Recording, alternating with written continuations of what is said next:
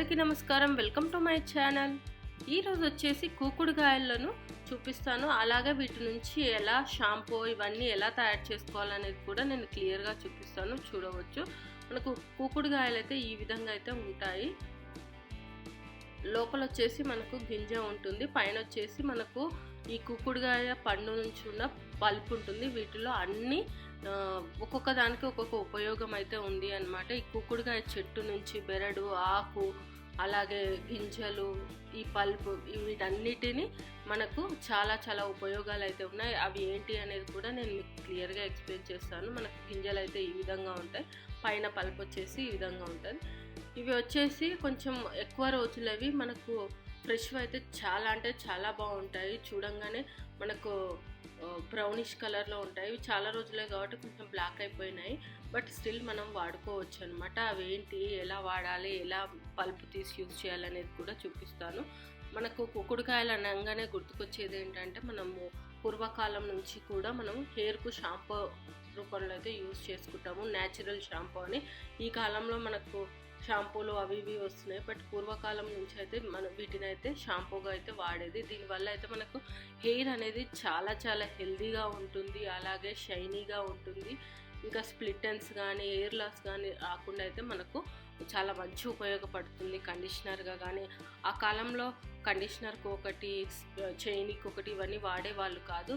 Only న్యాచురల్గా ఈ కూకుడుకాయ షాంపూతోటే head bath అయితే చేసేవాళ్ళు.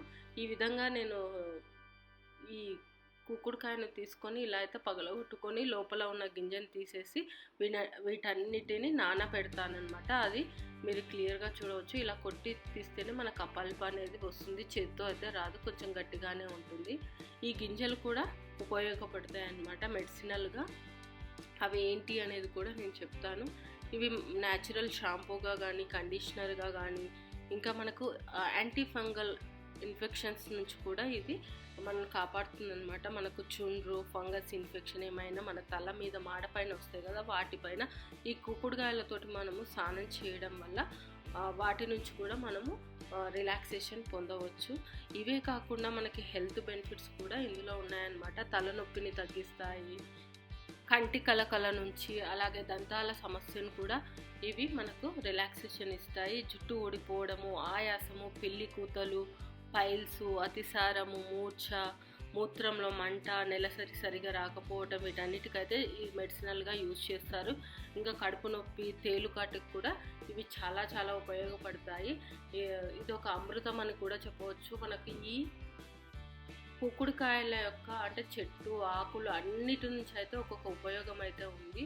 ప్రతిది ఉపయోగకరంగానే, ఏది వేస్ట్ అయితే కాదు. ఈ విధంగా నేను మొత్తము కొట్టేసి లోపల ఉన్న పల్పుని తీసేసి గింజలను అయితే ఈ విధంగా వేస్ట్ చేసుకోవాలి. ఇది నేను షాంపూకు అలాగే బట్టలను వాష్ చేయడానికైతే నేను ఇది ప్రిపేర్ చేసుకుంటున్నాను. ఈ విధంగా హెల్త్కు షాంపూకే కాకుండా డెలికేట్ బట్టలను కూడా ఈ షాంపూతోటి ఉతుకుతే మనకు ఎలాంటి కలర్ ఫేడ్ అవ్వదు, చాలా న్యాచురల్గా ఉతుకోవచ్చు.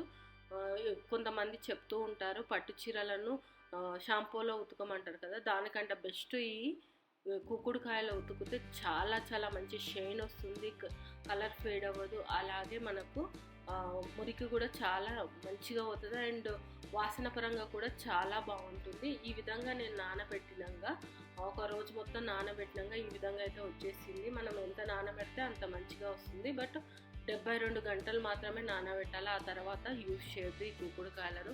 ఇలా నానబెట్టిన తర్వాత అవి మెత్తగా అయిన తర్వాత మనకి ఇలా నురుగు అనేది వచ్చేస్తుంది అనమాట. మనం ఏ విధంగా యూజ్ చేసుకోవాలో ఆ విధంగా ఉపయోగించుకోవచ్చు. దీంతోపాటు మనము క్లీనర్గా కూడా యూజ్ చేసుకోవచ్చు. ఇంట్లో బండలు తుడుచుకోవడానికి, వాష్రూమ్లలో వాష్రూమ్ కడుక్కోవడానికి, ఎన్ని విధాలంటే అన్ని విధాలుగా అయితే ఉన్నాయి.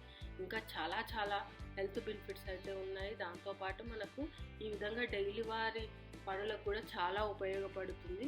సో ఈ విధంగా అయితే మనకు సోక్ అనేది వస్తుంది. ఒకటేసారి కాకుండా 2-3 సార్లు మనం యూజ్ చేసినా కానీ అంత మనకు నురుగా వస్తుంది, అండ్ యూస్ఫుల్గా కూడా ఉంటుంది. ఎక్కువగా అయితే మనం హెయిర్కు వాడతామన్నమాట. చాలా అంటే చాలా న్యాచురల్ షాంపూ.